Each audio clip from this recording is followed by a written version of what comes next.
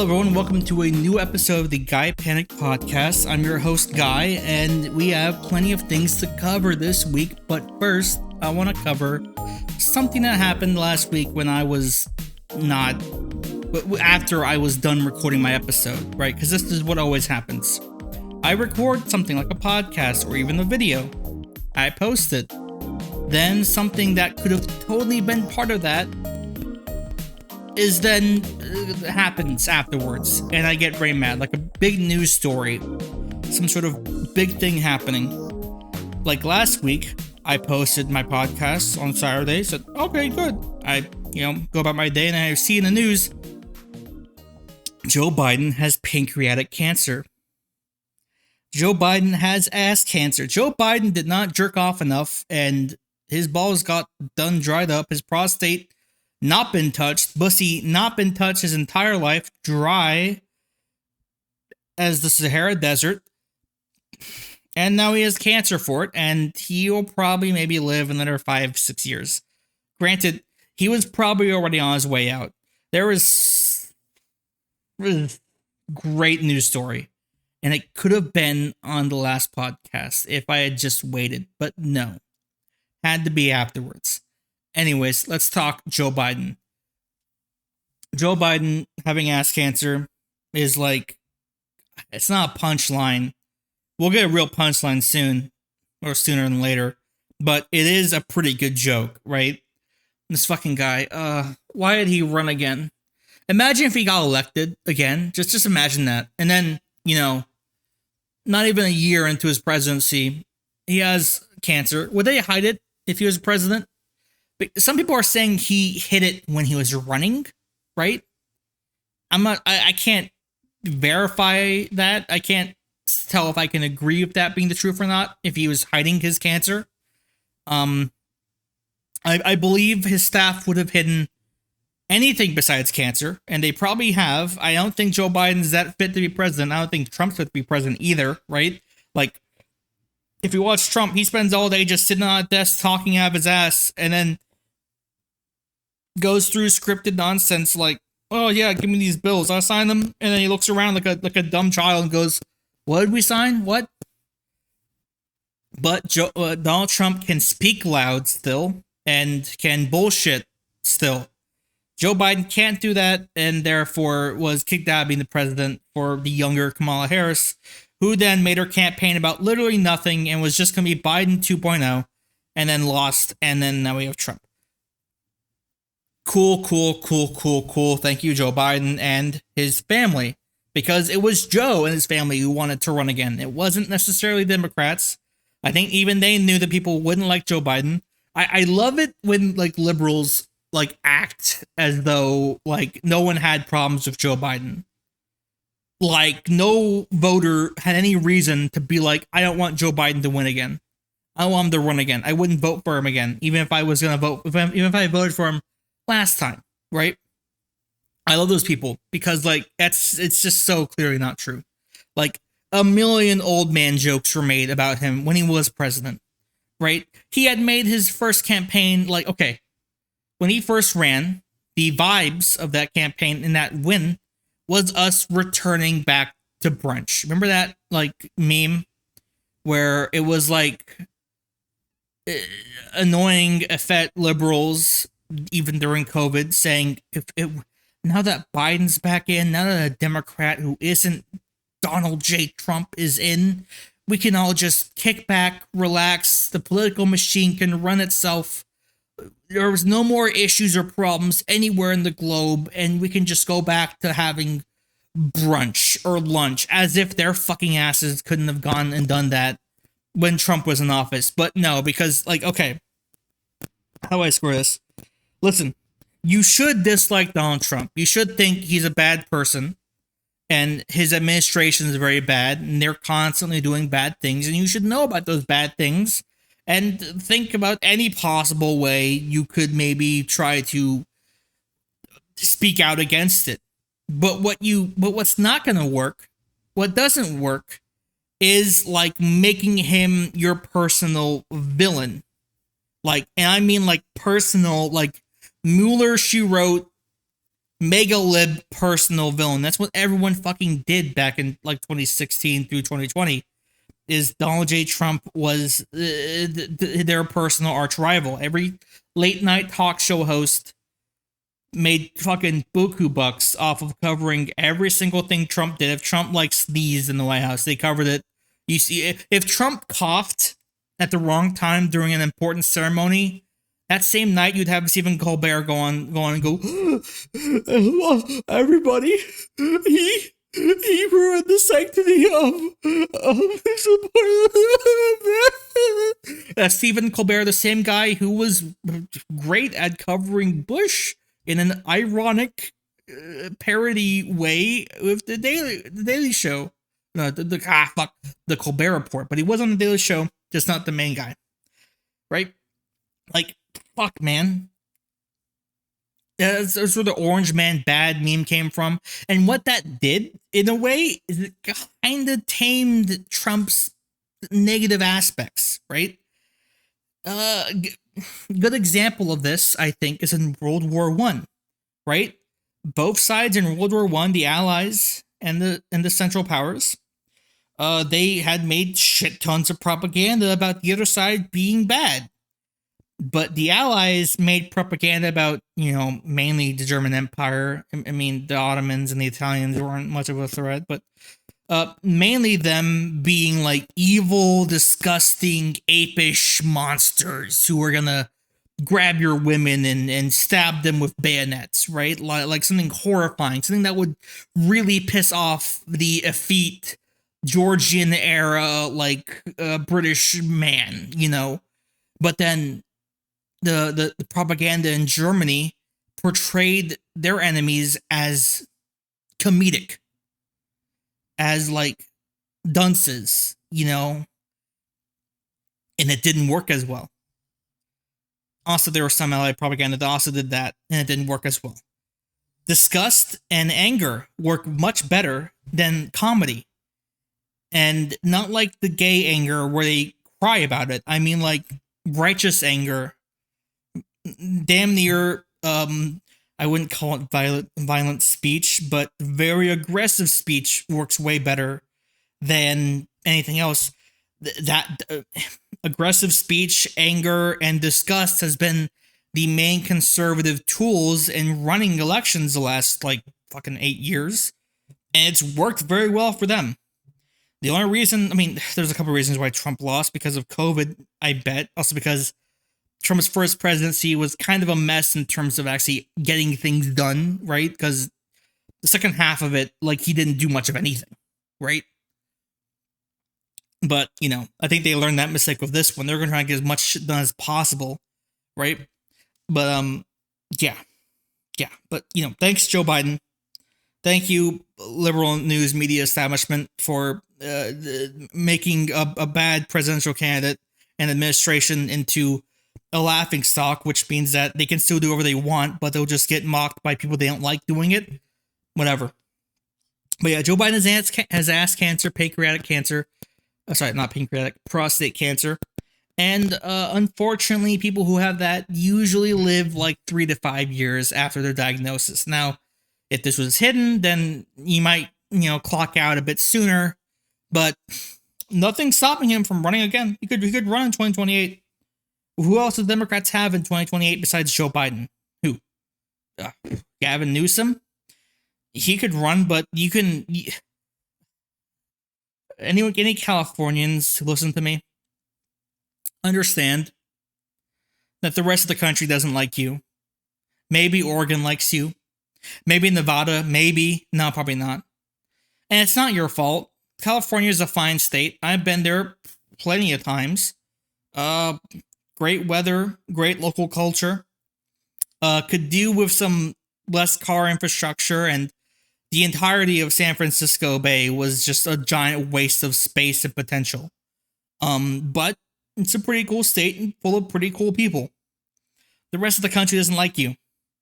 Because when they hear Californians leaving California to go somewhere cheaper, they hear pop-up quinoa stores, restaurants downtown. They think of Whole Foods, and they think of liberalism, which red states don't like.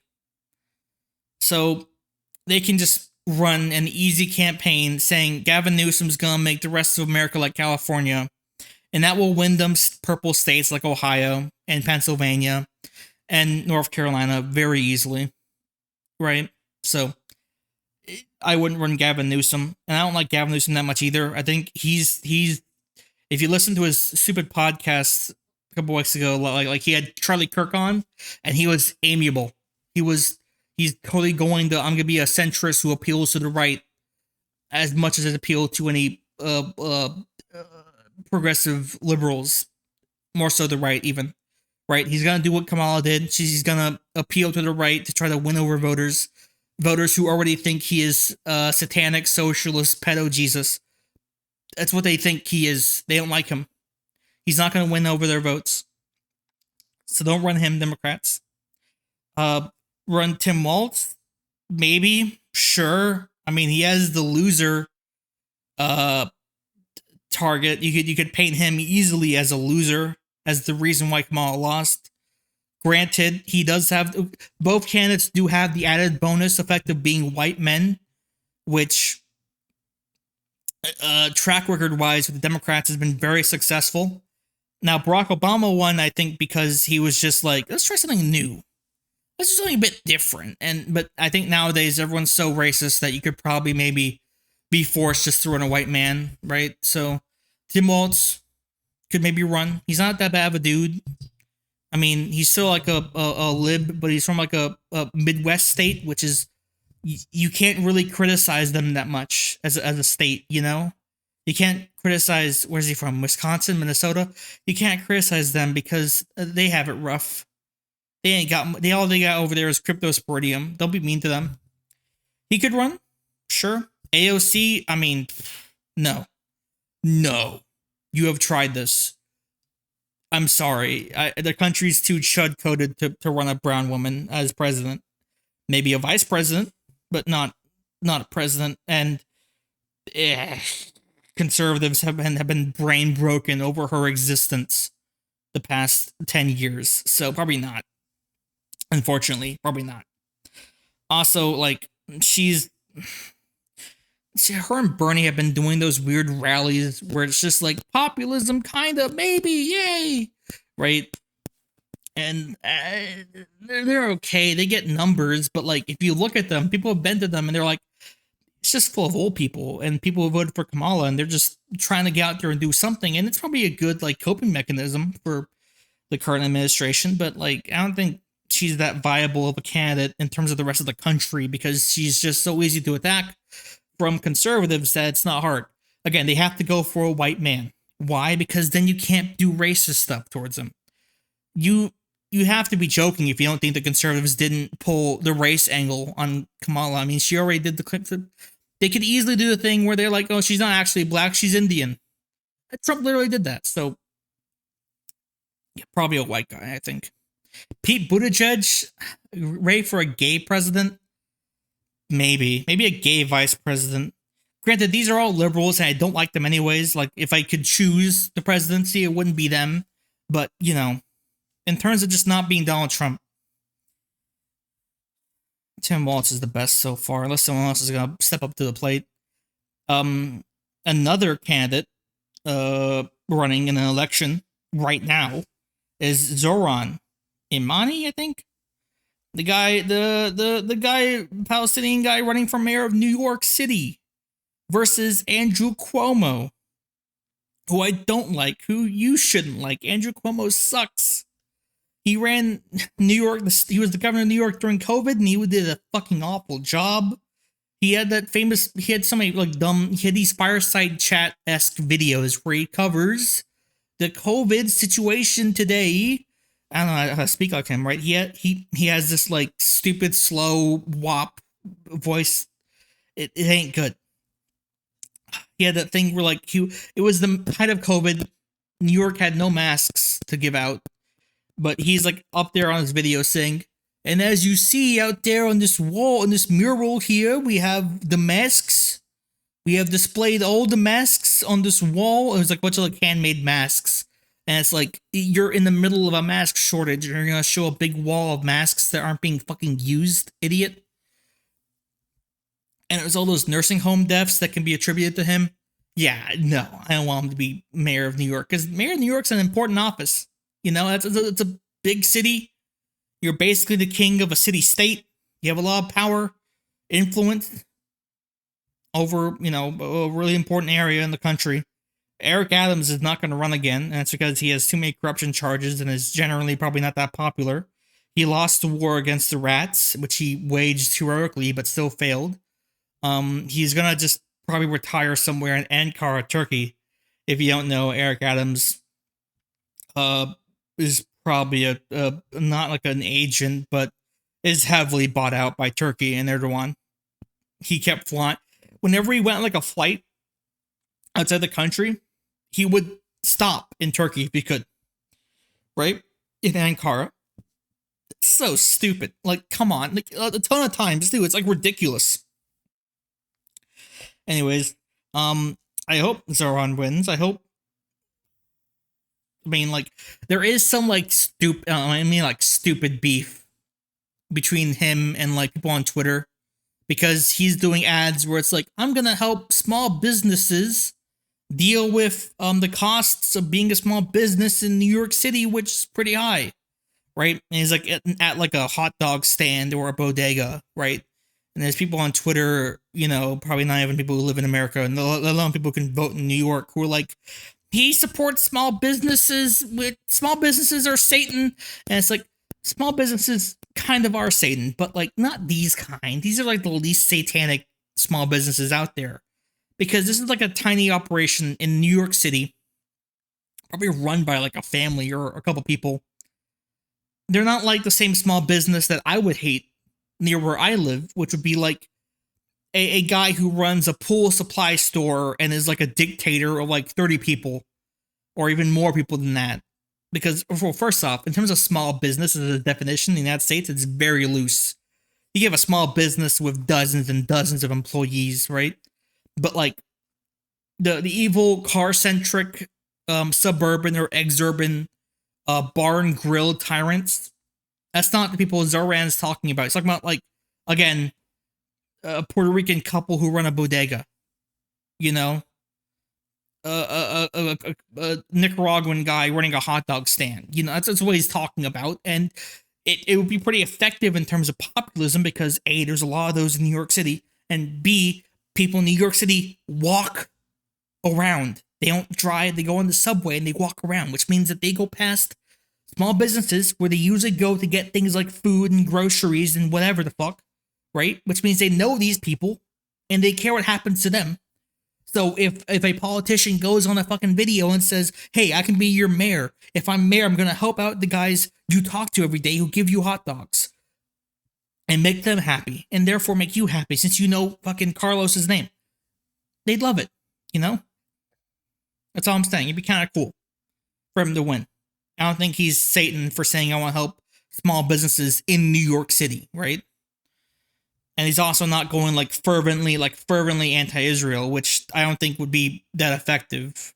And I'm not sure what the New York mayor even does for Israel besides deal with the protesters, which I don't think Andrew Cuomo is going to be any better against anti-Israel protesters in places like Columbia University.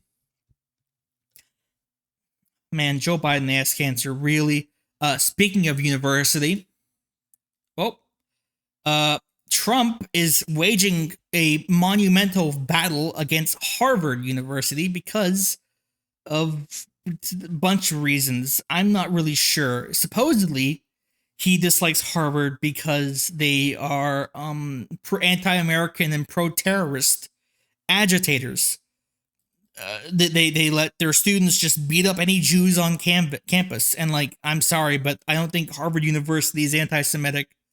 What probably happened is there was a protest against the school's relationship with Israel because, for whatever fucking stupid reason, every American college of any importance has some epic program of Israel. Actually psychotic. Anyways. And, like, some students protested and the school didn't shoot them on site, which is enough to be labeled as anti-Semitic if you don't shoot through protesters on site with fucking 50 caliber machine guns. So he accused him of that, but he also accused Harvard coordinating with the Chinese Communist Party, saying it hosted and trained members of a Chinese paramilitary group in 2024, which that'd be cool as fuck. Anyways, but what he's actually been doing to them is two things. One, he very recently revoked Harvard University's ability to enroll international students, meaning that they got to transfer they either have to leave the country or transfer to a different school who can have international students, right? There's like 7,000 of them, so, and that's like a quarter of its students, which is a lot, right? That's kind of fucking nuts, and I don't think they're all Chinese, okay? And the other thing he did was cut like $2.6 in federal grants to Harvard, right? Which hurts their bottom lines in terms of funding, because Harvard's one of those. Does Harvard have a sports program? All right, folks, if you don't live in the United States, you probably have heard the horror stories of the American university system. And one of the things universities do that are apparently more important than actually educating people is running sports programs. College football and basketball are the two big ones. And listen, sports are fine. Sports are great. Sports are one of the few things that still build communities in this country is sports. I don't like sports betting, but, you know, sports in general, good. I'm pro sports. But, like, some colleges are just a big device designed to enable football money and not helping out kids in school. First off, all them kids are getting that CTE, that getting their brains fucking broken playing football. They don't get paid that much either, which is the fucked up thing. They get the free enrollment, sure, but there were like 30 something unks in college who didn't like join when they were in their 30s. They were there when they were like fucking 20 or something, and they're out there playing football in their 30s for the college because reasons. But yeah, no, this is just another. It's probably just a crackdown on a famously kind of liberal institution that produces people that don't like the conservative movement, even though plenty of conservatives have graduated from Harvard Law School. So, if you're in Harvard, sucks to suck, I guess. What else is there that's happened? Oh, well, here, I'll paint you a scene. I'm at my job. I'm walking around. It's a big facility. I got my earphones in because most of the day I don't even talk to people. I just go out and do things. And I'm out here looking at my phone. I see on Twitter, Trump's talking to the South African president. I'm like, that's happening? Crazy. I tune in, and it's a giant train wreck. So, a bit of a backstory. South Africa is a country in the south of Africa, on the bottom. And they had the apartheid, which is a period where their government literally had a two-class person system, where the native Africans, which are way more of them than there are of the white colonist descendants, right? The Afrikaners and the British, because, okay, rewind back further. South Africa, colonized, first by the Dutch, who went out to go be stupid farmers, because the one thing the early modern European male desired more than anything else was just land to farm on. It could be in the most inhospitable, dangerous, get destroyed part of the planet. They would go there to farm, right? Happened in the United States, happened in the Americas, happened in South Africa. South Africa has some primo farmland. So Dutch people moved down there. They're the Afrikaners. They speak Afrikaans, which is a weird Dutch English dialect, right? Then the British took over South Africa because every colonial power was taking up all the untaken parts of the globe, like France too. So the British take whatever they can get in Africa, which included South Africa, which is pretty lucrative because there was no Suez Canal. If you wanted to sail to Asia, you had to go around Africa, right? So they take it over, and they have to fight not only natives there, like the Zulus, which actually put up a pretty good fight against the British, but also the Afrikaners, who didn't want to be British subjects.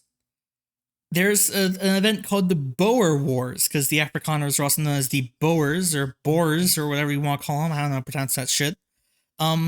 and it's actually I think it almost is. I mean, the sentiment has been done before, and so the actions, but like it's the first modern use of a concentration camp was when the British were trying to control the Afrikaner population in concentration camps. So yes, folks, the first big modern use of concentration camps was white people concentrating other white people. Very funny. Anyways, they eventually get assimilated into the British colonial lifestyle. Britain starts losing colonies in the 50s and 40s, and South Africa becomes its own country, but it's still insanely racist and retains its racial caste system it had in the empire, which meant that all the native black Africans who live there are second-class citizens compared to the white people, right? They have huge economic and political disadvantages that makes them essentially just a subclass of people. It's awful. Real bad. Real fucking bad. Eventually, apartheid is overturned with a new government, but they're still dealing with a lot of problems in South Africa. Mainly, they're dealing with income inequality and high rates of crime. A lot of people immigrate and seek asylum and just illegally immigrate into South Africa, right, from other African countries, because South Africa does have plenty of money. So they move there, and you add a lot of people coming in who aren't really from there, plus also a lot of income inequality and a lot of rural farmlands. You're going to get a lot of crime in your rural, unpoliced areas of South Africa, which includes farms. And because of the apartheid, you can imagine a lot of the big, expensive, profitable farmland was owned by Afrikaners and white people. There'll be whenever a farm attack happens, which is very common in the rural areas, there's a good chance it happens to a white person. So they get attacked, they get hurt or killed, their stuff gets stolen, they get kicked out of their land by criminals.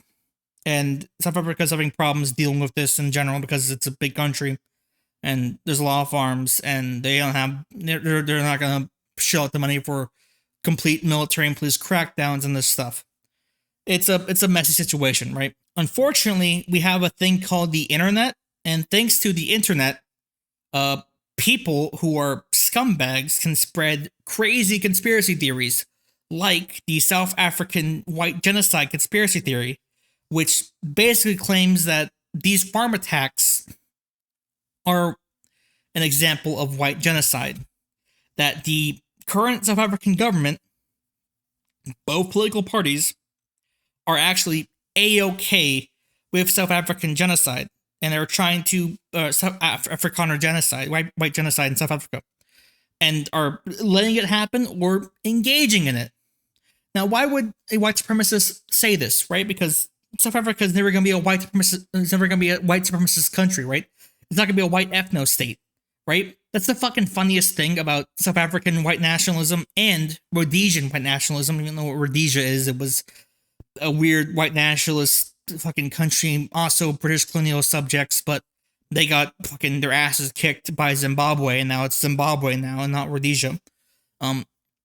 Is that like these guys want to have like this epic white nativist homeland in fucking Africa where white people aren't from there, right? And they do little tricks to the little trick definitions saying like, well, there actually wasn't much African settlement in this one geographic region in Africa, so the white people who go there are the natives. Stupid nonsense. Actual mental idiocy, retardation. So yeah, white nationalists want to spread the idea that white genocide is happening somewhere, especially when it's supposedly being black African people doing it to white people, right? So then back home in America, they can say, you know, white people are oppressed to combat any sort of like existing American racial inequality and just say that like, oh, well, you know, happens everywhere on the planet, happens to us too, stop complaining. That's probably the mainline conservative, like normal conservative use of that term, because conservatives will say this too. And that's exactly what happened during this Trump-South Africa meeting, right? Trump met with the South African president. The South African president was smart. He showed up with a bunch of golf men. Some famous South African people who played golf. I don't know their fucking names, but he knows that Trump likes golf. He also likes famous people. So bring in some of them with your big state meeting. Great idea. He starts off talking about golf. Golf, because Trump fucking loves golf because he's a stupid idiot businessman. Then he starts talking about, we're going to be here to discuss trade, right? He's going to talk about trade. Trade. Trump loves talking about fucking dumb trade. He blows all of the American corporate interests in South Africa. He says they're all awesome and great. Trump accepts all of this, but then, because he was told to say this, because this is not something he gives a fuck about. If you think Trump gives a flying fuck about white South Afrikaners, you're stupid. He doesn't care. Stephen Miller cares about white South Afrikaners. This is a little bald gremlin fucker who follows him around and is insanely racist. Elon Musk, since he is from South Africa, he is an Afrikaner. That's why his voice is so disgustingly weird. He cares about the made-up genocide in South Africa. And J.D. Vance also cares about it because he's a racist. And so is Peter Thiel, because he's also part South African. He's not, I think he was born in the United States, but he has connections to that country. They love this conspiracy theory because all four of those guys who have access to Trump are white nationalists. They want a white ethno state somewhere. They're awful racists. So they told Trump, hey, when you meet the South African guy, you're going to play this epic video we made up, right? So I'm sitting there walking around. I hear the stupid bullshit state sponsor talk, whatever. And then I hear Trump say, everyone stop, turn the lights down, please. Pull up the screen. And he pulls out, like, I look at the video, he pulls out this big screen in the Oval Office. And he starts playing this, like, compilation video. Part of it was a rally that's, like, it's, like, well-known footage. It's old footage, even. Of, like, this South African minority party, which, like, is very anti-white. You know, they don't like the economic disadvantages that white people have enacted upon the natives, so they're very anti-white. They're anti-Afrikaner. They don't like them. And they want them to lose their economic advantages in society. They chant "kill the Boer," right? That might be a bit of a weird. I know that statement doesn't have the same connotations as you would think it does on face value, but I'm not gonna go into that. So he has that, and then it switched off to, like, just random footage of, like, graves, which Trump claimed were all in South Africa and were all white people. Trump went on, like, a stupid deranged rant, which he was pretty obviously coached on, saying the best part was when he said that what's happening with the, like, how many have been killed, like, since 2000, it has been, like, what, 4,000 people in a very crime-riddled country, in a very crime-ridden part of a crime-riddled country. 4,000 white farmers have been killed, I think, maybe. And Trump says that is basically the apartheid in reverse, which it's not. He claims that South Africa just lets their government have these anti-white speeches happen. He lets these people do those horrible things. Now, keep in mind that, like, what that, like, rally footage he played was saying is the exact same shit that, like, Trump would say about, like, illegal immigrants, people from Venezuela or Haiti. It is almost the same shit that, like, J.D. Vance was saying about legal Haiti immigrants in the United States, right? Just fucking nonsense, racist bullshit, right? So that's hypocritical. He also, you know, the South African president had a couple words in. He said that, like, hey, literally every farmer gets attacked in these rural areas where we don't have a police force available to respond to every attack because these attacks are well coordinated. So it's also black people. In fact, if you look at, like, crime in general in South Africa, since it's mostly black people, it's mostly Africans, most of the homicides are African people getting killed, right? Like, it just so happens that when it comes to farm attacks, it's going to be white people, since white people already own the fucking farms. Now, before all this happened, even this meeting, Trump already like started getting on this white genocide bandwagon by admitting a bunch of like a couple thousand, like I think it was just 1,000 or 1,200 Afrikaners into the United States as refugees, as asylum seekers, right, from a supposed genocide. You know, and it was a pretty clear message that like we like white people, we don't like Hispanic people, because we're gonna take in these guys from this crime riddled rural area, but we won't take people from, you know, Mexico and South. We won't take them when they apply for asylum here, even though people in like, I don't know, Venezuela, Colombia also deal with, you know, crime and attacks and poverty.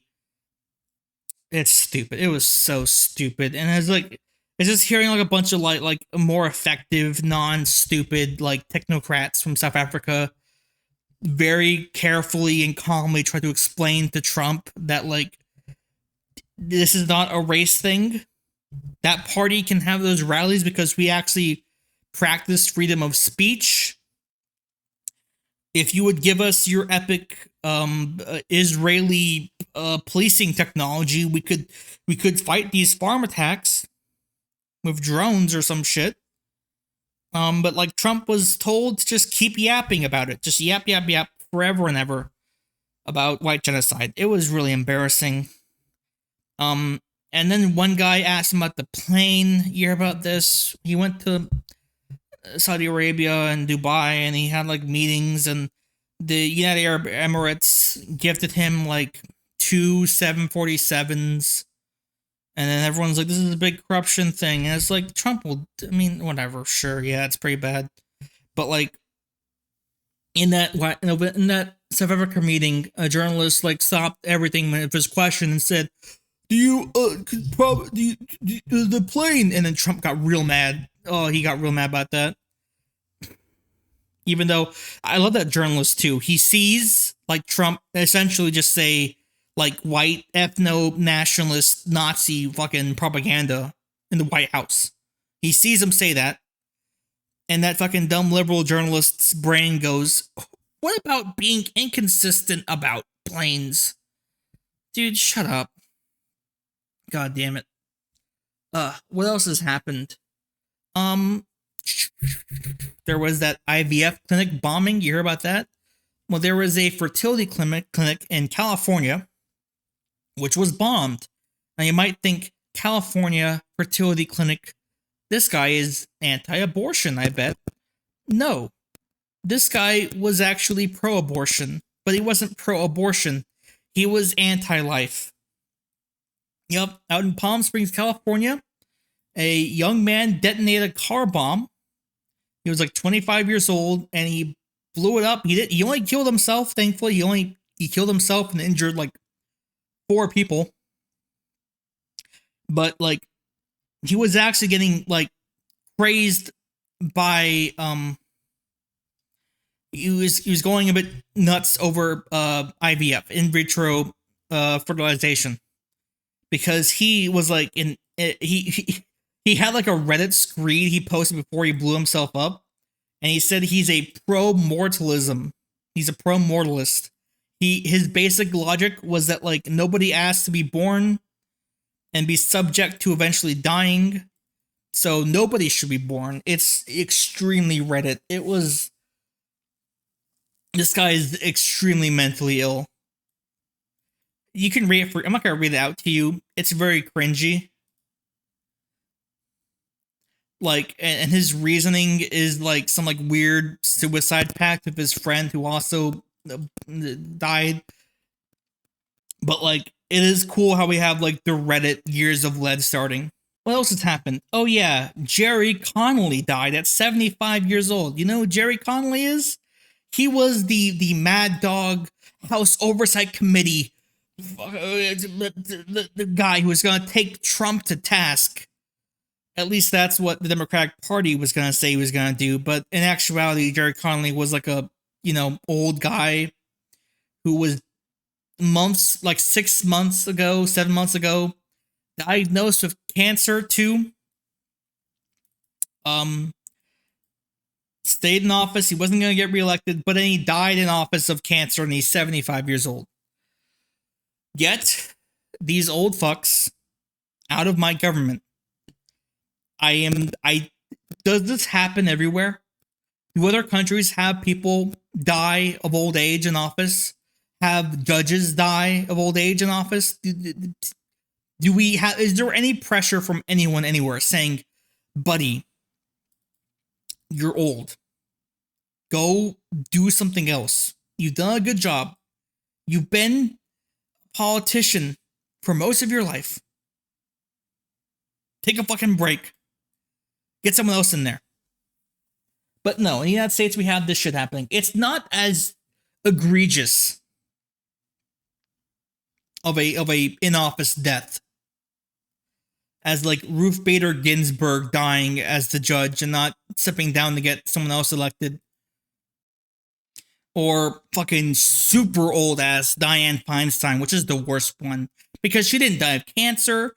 It wasn't like, no one could have known she was gonna die of cancer. It's so sudden. Like, no. This lady was literally just so old she died. Natural causes. But she was a senator. I mean, it's a California senator, so she would have been, it wouldn't really matter for the party, because then they would have gotten some other Democrat in, because it's California, but like, still. God, get these old fucks out of here. There's that one congresswoman who was like missing. She was at a retirement home, and no one said anything about that. Ugh. Get them out. And now the fucking House GOP passed the big, one big beautiful tax cut bill. How awesome. How great. What else do we have here? I did see this one article at the New York Times. It's titled, "Why Silicon Valley's Most Powerful People Are So Obsessed with Hobbits. Tech power players and global far right are learning all the wrong lessons from Lord of the Rings." So, this article goes into like the specific examples of like the tech right, like Elon Musk and Peter Thiel and even JD Vance, like naming things in Lord of the Rings, having like Lord of the Rings themed events and parties, and like just being giant fucking soy right nerds, right? And essentially, the right wingers, like younger right wingers or like more modern right wingers, they really like Tolkien. They like Lord of the Rings because they think it's traditional. They like the great man theory aspects of it, and they like the idea of elves. That's a specific thing they said. I think it's exactly Peter Thiel saying that, like, yeah, right here. In a 2023 interview with The Atlantic, Peter Thiel traced his fascination with immortality to the elves in Lord of the Rings, calling them humans who don't die. Echoing the interviewer, he said, "Why can't we be elves?" First off, no one's immortal. No one's gonna be immortal in my lifetime. There's no trick, especially not like, okay, if we found the way to become immortal, it's not gonna be applicable to anyone already born. It would have to be something we do with DNA. It had to be some sort of genetic alteration to allow people to not just give up reproducing their cells, right? Which we haven't done so yet. And what's funny is that, like, well, that would be very altruistic in helping future generations not die. The guys who really want immortality, the guys who really don't want to die themselves, which include Elon Musk and Peter Thiel, right? I'm still of the theory that Elon Musk wants only male children of his, because then they could donate organs to him and he could use their blood and live longer that way with magic technology. Peter Thiel, probably the same thing. Neither of them will be immortal. Elon Musk and Peter Thiel will lie on their deathbeds and their eyes will widen in fear and anger over realizing that their money and their sycophants won't stop them from dying and unexisting forever. And the funny part is that like going to Lord of the Rings for these values is just dumb. Like, first off, the elves in Lord of the Rings, they don't like being immortal. Do you know how they work? Yeah, they can die, they can be stabbed to death, which is always a possibility, but they can also, like, if they just keep living, not only do they leave Middle Earth to go to essentially heaven, right? The Undying Lands out west. If the longer they stay around, that they just start to fade from existence. They become like they literally just stop mattering, right? Which is probably what would happen if you live forever. You just stop caring about anything. You become numb to transient earthly desires, right? You would stop being young and vigorous when, and you know, it's just stupid. So there's that. The great man theory. A lot of the examples in this article talk about men like Musk and Thiel, and even Alexander Dugin, the Russian philosopher and fourth positionist who advises Putin, and Steve Bannon. They like it because of the traditionalist values of it, like walking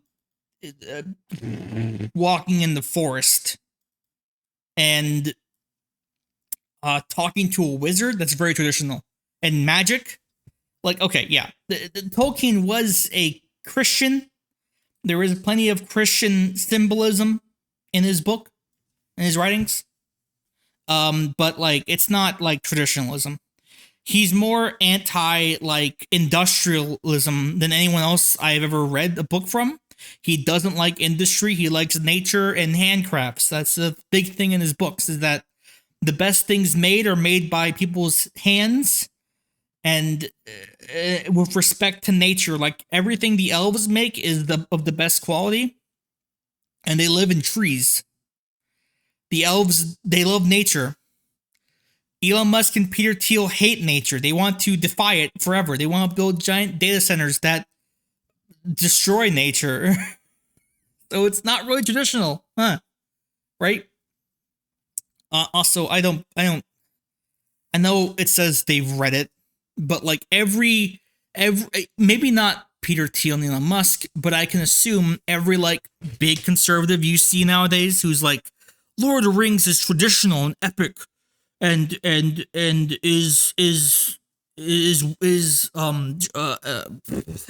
fuck Chad and Zace and Red Pilled. They didn't read the book. They didn't read Lord of the Rings. They didn't read The Hobbit or even The Silmarillion, even though The Silmarillion doesn't really give you much in the way of political philosophy nonsense. They just watched the movies Peter Jackson made. And those movies are great. The Lord of the Rings movies, they're fantastic. Watch them. Good. Not better than the books, but they're really good. The books are much better, but like if they read the books, they would get filtered. I would call them Lord of the Rings tourists, because the first half of Fellowship of the Rings is just hobbits having misadventures in the woods. It's not what you'd call riveting traditionalist, Chad masculine Westerners defeating the evil, corrupt orc Easterners and Southerners, right? It's not that. They do the whole bullshit where it's like, in Lord of the Rings, the good guys are from the West, and the bad guys are from the East and the South, where it's warmer, like Africa and the Middle East and China, even though there's no Asians in the book. And at the same time, a lot of bad stuff comes from the North in Lord of the Rings, too. And also the West. There's bad stuff everywhere. It's a big, long shadow, folks. It's just... I just hate that LARP. Calling your fucking company Palantir is just so soy. That's the only word for it. Is soy. It's soy. It's just soy. It's the soy right is Lord of the Rings nonsense, mainly from the books. Aragorn is not what you would call a traditional hero either, right? When you first meet him, when he's in his Strider mode, He's a rascal. He calls himself a fucking rascal. He says, "Oh, I'm just a scummy, scuzzy guy, aren't I? You wouldn't trust me unless I, convince you otherwise, because I'm an untrustworthy vagabond and vagrant, right? He doesn't have a land to go back to. The land, Arnor is destroyed. He's just a guy living in the fucking forest. And yes, he eventually becomes a king again, right? Like he was destined to be, but that was because of the help of these small folk who just wanted to live simple lives, which are the hobbits, right? The book is about how simple, normal people can be courageous and help the world. They can do much bigger things, even though they're so much smaller, like literally physically fucking smaller. Oh my god. Yeah, Elon Musk has more in common with like Saruman, right? Just greedy, pernicious, pro-industry, send his armies of orcs like ice just out to go grab people. Yeah. It's so gay. Like here, another thing. Prime Minister Giorgia Meloni of Italy is famous for her love of Tolkien. The Times correspondent Jason Horowitz has chronicled how, as a teenager in the 1990s, she attended a Hobbit camp organized by the members of the country's post-fascist right, which had embraced the fantasy series as a way of turning their own political marginalization into an asset. By identifying with hobbits, they hoped to override memories of Mussolini and recast themselves as underdogs. The young Meloni dressed up as a hobbit and attended sing-alongs with the extremist folk band Compagnia di Anello, or the Fellowship of the Ring. Man, it sucks. They ruin everything. They ruin anime, they ruin video games, and they ruin books. Fantasy books. Thank you, Bringers. Anyways, that's enough whinging and aimless tangenting. Thanks for listening, folks. Thanks to my Patreon supporters. See you later. Bye.